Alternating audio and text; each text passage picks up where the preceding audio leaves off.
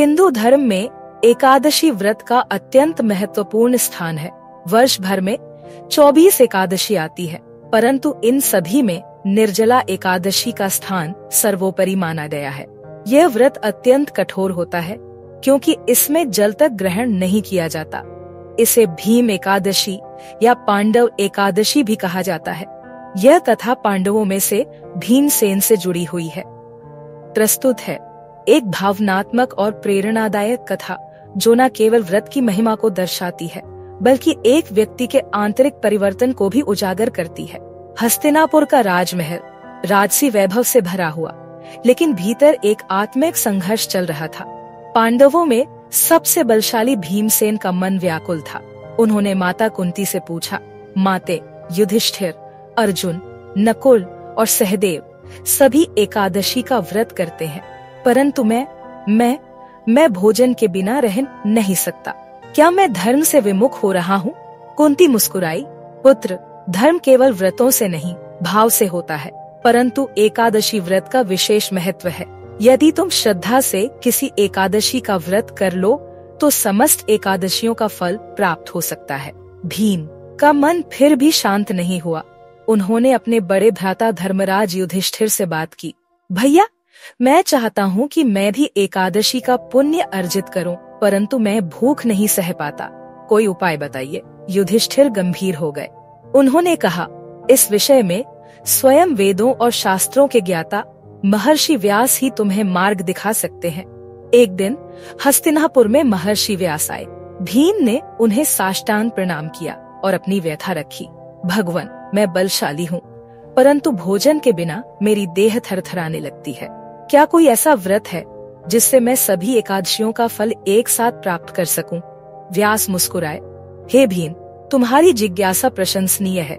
यदि तुम निर्जला एकादशी का व्रत श्रद्धा पूर्वक कर लो, जिसमें जल भी वर्जित होता है, तो वर्ष की सभी एकादशियों का फल तुम्हें एक साथ प्राप्त हो जाएगा। भीम चौंक गए। जल भी नहीं पीना होगा? यह तो अत्यंत कठिन है। व्यास बोले, धर्म का मार्ग सरल नहीं होता। यह आत्मनियंत्रण की परीक्षा है। जो इसे सह ले वह मोक्ष प्राप्त कर लेता है। भीम ने व्यास जी को प्रणाम किया और व्रत करने का संकल्प लिया। निर्जला एकादशी का दिन आया। गंगा तट पर हजारों व्रती एकत्र थे। भीम ने भी शुद्ध वस्त्र धारण किए। उनका शरीर बलवान था, परंतु आज का दिन उनकी आत्मा की परीक्षा का दिन था। सुबह से उन्होंने अन्न और जल का त्याग कर दिया। सूर्य की तपन तेज होती गई। दोपहर तक भीम का गला सूखने लगा। होठों पर पपड़ी। मन भीतर से कह रहा था, बस थोड़ी जल की बूंद। पर भीम का संकल्प अडिग था। संध्या होते होते उनका शरीर कांपने लगा। उन्होंने एक शिला पर बैठकर आंखें बंद की और भगवान विष्णु का ध्यान करने लगे। अचानक उन्होंने अनुभव किया जैसे कोई उनके पास खड़ा है। आंखें खोली तो देखा श्रीहरि स्वयं प्रकट हो गए हैं। उनकी आंखों में करुणा थी। भगवान बोले, हे भीम, तुमने जिस कठोर तप को सहा है उससे समस्त पाप नष्ट हो गए। यह व्रत तुम्हारे समस्त पूर्वजों को स्वर्गलोक में पहुंचाने में समर्थ है। तुम्हें समस्त एकादशियों का फल प्राप्त हुआ है। भीम की आंखों से आंसू बह निकले। उन्होंने हाथ जोड़कर भगवान की स्तुति की। भगवान ने उन्हें आशीर्वाद दिया और अंतर्धान हो गए। भीम के इस कठोर व्रत की चर्चा महल से लेकर प्रजा तक फैल गई। लोग अचंभित थे। जिसने कभी भोजन के बिना एक क्षण भी न बिताया, वह पूरे एक दिन निर्जल कैसे रह गया?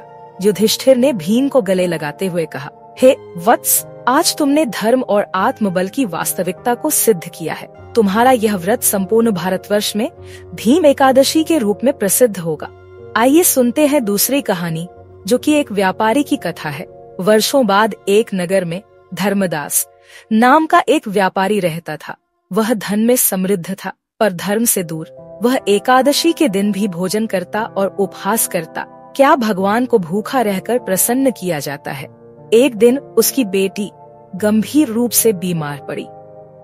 वैद्य, तांत्रिक सब असफल रहे। तब एक साधु ने कहा, यदि तुम निर्जला एकादशी का व्रत कर श्रद्धा से प्रार्थना करो तो देवी लक्ष्मी प्रसन्न होंगी। धर्मदास ने विवश होकर व्रत रखा। पहली बार उसने न भोजन किया, न जल ग्रहण किया।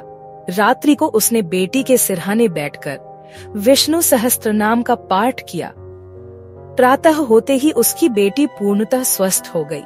उस दिन से धर्मदास ने हर वर्ष निर्जला एकादशी का व्रत करना शुरू किया। उसका जीवन बदला, वह दान करने लगा, गौ सेवा करने लगा और अंत में उसे वैकुंठ प्राप्त हुआ। तीसरी कहानी एक संत की शिक्षा पर है। काशी के घाटों पर संत गिरीशदास हर वर्ष निर्जला एकादशी का पर्व धूमधाम से मनाते थे। उनके पास एक बालक आता जो सदैव भूखा रहता था। संत ने एक दिन उसे कहा, बेटा, इस दिन जल भी नहीं पिया जाता, केवल भगवान का नाम लिया जाता है। बालक ने पूछा, पर जब मैं रोज भूखा रहता हूँ तो मेरे लिए तो हर दिन एकादशी है। संत मुस्कुराए, पर तुमने आज जो नाम लिया है वही तुम्हें कल प्रभु के समीप ले जाएगा। निर्जला एकादशी केवल भूख की परीक्षा नहीं, विश्वास की परीक्षा है। बालक बड़ा होकर एक संत बना और उसने हजारों लोगों को व्रत और भक्ति के मार्ग पर चलाया। निर्जला एकादशी केवल एक दिन का व्रत नहीं, यह आत्म संयम, श्रद्धा और भक्ति का पर्व है। भीमसेन जैसे बलशाली योद्धा ने भी यह व्रत किया और मोक्ष प्राप्त किया। एक व्यापारी ने किया और पुत्री को जीवन दान मिला। एक बालक ने व्रत के मूल भाव को समझा और संत बन गया। इसलिए कहा गया है, एकादश्यां तो यो भक्त्या जलं त्यक्त्वा धरेन्नरः सर्व पाप विनिर्मुक्तः विष्णुलोके महीयते।